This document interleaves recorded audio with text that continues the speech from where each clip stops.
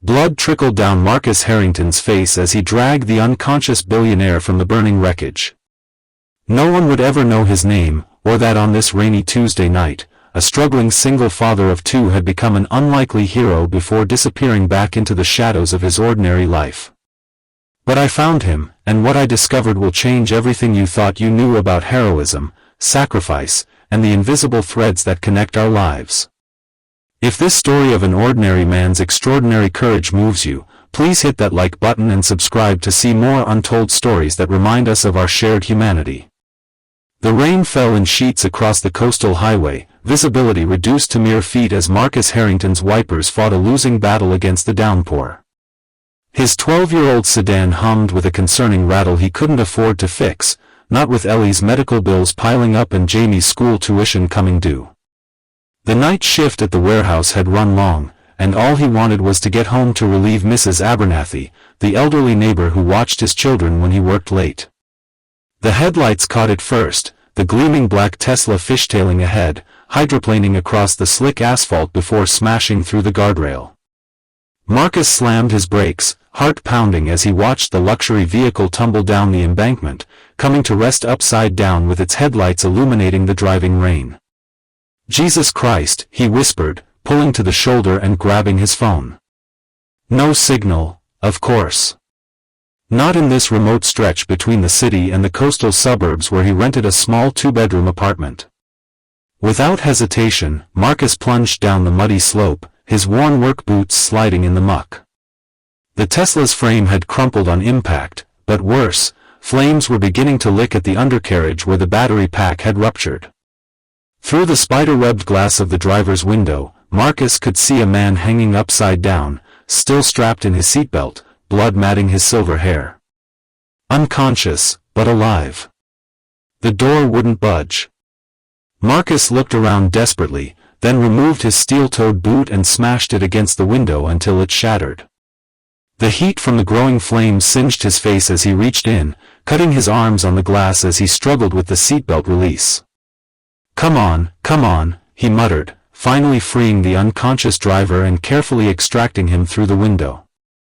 The man was heavier than he looked, dead weight, and Marcus staggered under the burden, his back screaming in protest as he dragged the stranger up the muddy embankment. They had barely reached the road when the Tesla erupted in flames, the explosion knocking them both forward onto the asphalt. Marcus covered the unconscious man with his body as debris rained down around them. In the firelight, Marcus finally got a good look at the man he'd rescued. Even with blood and mud obscuring his features, there was no mistaking the face that had graced countless magazine covers and news segments, Alexander Reeves, tech billionaire and founder of Quantum Innovations. Headlights appeared in the distance. Marcus gently positioned Reeves in the recovery position, checked his pulse once more, and then made a decision that would alter the course of many lives. He limped back to his car and drove away, leaving no trace of his presence except muddy footprints that the rain would soon wash away. Sophia Chen adjusted her glasses and reviewed her notes one more time. As the lead investigative journalist for the Metropolitan Times, she'd built her reputation on uncovering stories others missed. But this one was different, personal, somehow. The mysterious rescue of Alexander Reeves remains unsolved 2 months after the tech billionaire's near-fatal accident, she murmured, reading her draft aloud. Despite offering a $2 million reward for information leading to the identification of his rescuer, Reeves has received nothing but false claims and dead ends. Something didn't add up. In an age of ubiquitous surveillance and social media, how did someone perform such a dramatic rescue and vanish completely? The highway had no cameras in that section. No other witnesses had come forward. The first responders had found Reeves alone, regaining consciousness by the burning wreckage. Sophia's phone buzzed with a text from her editor, "Tell me you have something on the Reeves story. Deadline tomorrow." She sighed, gathering her coat. One last lead to chase, a gas station 3 miles from the accident site, the only business open that night that might have captured something on their security cameras. Marcus winced as he stretched to reach the top shelf in the stockroom.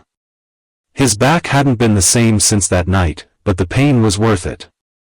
The news had reported that Reeves had suffered a concussion and 3 broken ribs but was expected to make a full recovery. "Dad, can you help me with this math problem?" Jamie called from the small break room where he was doing homework. At 14, he was growing so fast that Marcus could barely keep him in shoes that fit. "Be right there, buddy," Marcus replied, finishing his inventory count. The convenience store wasn't glamorous work, but the manager had been understanding about his need for flexible hours to care for 10-year-old Ellie, whose juvenile arthritis required frequent doctor visits. He'd left the warehouse job shortly after the accident. Too many questions about his injuries, too much attention after he'd called in sick the next day. A fresh start seemed safer, especially with the news constantly running stories about the billionaire's search for his mysterious rescuer. The bell above the door chimed, and Marcus automatically called out, "Welcome to Quickstop," before turning to see a woman in a tailored blazer, press badge hanging around her neck. His stomach dropped. "I'm looking for the manager," she said, smiling professionally. "Sophia Chen, Metropolitan Times." Marcus pointed toward the back office, careful to keep his face turned away from her. As she walked past, he caught a glimpse of what she was carrying, a printout of grainy security footage showing his old sedan driving past a gas station on a rainy night. Alexander Reeves absently rubbed the scar along his hairline as he reviewed the quarterly projections. The doctors had told him he was lucky, a few more minutes in that car, and he would have burned alive. "Mr. Reeves, your 3 o'clock is here," his assistant announced through the intercom. "Send her in," he replied, closing his laptop. Sophia Chen entered with confident strides, her notebook already open. "Thank you for seeing me, Mr. Reeves. I believe I have information about your rescuer." Alexander leaned forward. "You have my full attention, Miss Chen." She placed a folder on his desk. "His name is Marcus Harrington. 42 years old, single father of 2 children. His daughter Ellie has juvenile idiopathic arthritis. His son Jamie is academically gifted but they can't afford the private school that accepted him." Alexander flipped through the documents, stopping at a driver's license photo. Something stirred in his memory, a face illuminated by firelight, rain mixing with blood. "How certain are you?" "Security footage places his car near the scene. He switched jobs immediately after your accident. And there's this," she pointed to a medical record. "He sought treatment for lacerations on both arms and second-degree burns on his hands and face 2 days after your accident. Paid cash, gave a false address." Alexander studied the photo of a modest apartment building. "Where is he now?" "Working at a convenience store in Millhaven. Living paycheck to paycheck." Sophia hesitated. "There's something else you should know. I spoke with his former co-workers. The night of your accident, he was rushing home because his daughter was having a severe arthritis flare-up. By stopping to save you, he was risking not being there for his own child." Alexander was silent for a long moment. Why wouldn't he come forward? $2 million could change everything for his family. Sophia closed her notebook. "I asked him that same question when I confronted him yesterday. He said, and I quote, 'Some things you do because they're right, not because there's a reward.'" Marcus helped Ellie into her coat, trying not to show his worry. The arthritis was flaring again, and the specialist had recommended a treatment not covered by their insurance. "Ready for school, pumpkin?" She nodded bravely, though he could see the pain in her eyes.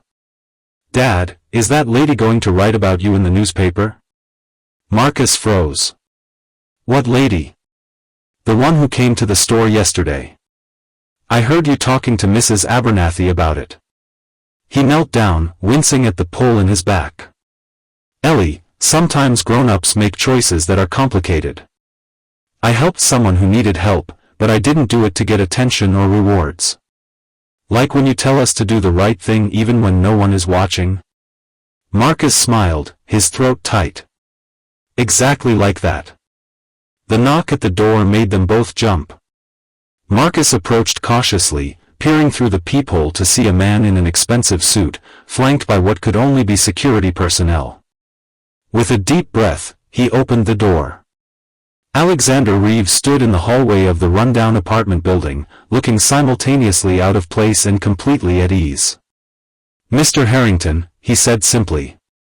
"I believe I owe you my life." The story of what happened next would have remained private if not for Jamie Harrington's viral social media post 3 years later, a before and after photo series that showed their journey from struggling family to thriving household. Alexander Reeves hadn't simply handed Marcus a reward check. Instead, he'd offered something far more valuable: partnership. Learning that Marcus had once been an engineer before his wife's death had forced him to drop out of his master's program, Reeves had created a position specifically tailored to Marcus's skills and circumstances. Ellie received the medical treatment she needed through Quantum Innovations' premium health insurance. Jamie earned a full scholarship to the private school, where he eventually graduated as valedictorian. And Marcus, working alongside some of the brightest minds in sustainable energy, helped develop a revolutionary battery technology that made electric vehicles safer, specifically designed to prevent the very type of fire that had nearly claimed Reeves' life. But the most remarkable transformation wasn't in their material circumstances. It was in the unlikely friendship that developed between the billionaire and the single father, two men from vastly different worlds who discovered they shared the same core values. When asked years later why he had driven away that rainy night, leaving no trace of his heroism, Marcus would simply shrug and say, "I did what anyone would do." The real story isn't about that night, it's about what happened afterward, when a man with everything used his power to help those with almost nothing, expecting nothing in return. And perhaps that's the true lesson of this extraordinary tale, that heroism comes in many forms, from dramatic rescues on rain-soaked highways to the quiet, sustained commitment to lifting others up.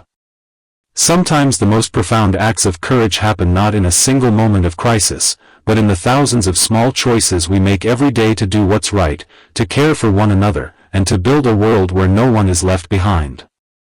If this story touched your heart, please take a moment to like this video and subscribe to our channel. Your support helps us continue sharing these powerful human stories that remind us of our capacity for compassion, courage, and connection in a world that sometimes feels divided. Remember, the most meaningful heroes often walk among us unrecognized. They could be your neighbor, your coworker, or even you.